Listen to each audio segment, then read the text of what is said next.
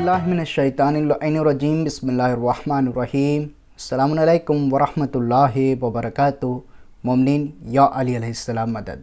मोमिनीन, जैसे कि माह रमज़ान मुबारक का महीना चल रहा है, बाबरकत वाला महीना चल रहा है, फ़ज़ीलतों वाला महीना चल रहा है। मोमिनीन, इस महीने में हम माह रमज़ान मुबारक के रोज़े के हवाले से कुछ मसाइल हम पेश कर रहे हैं।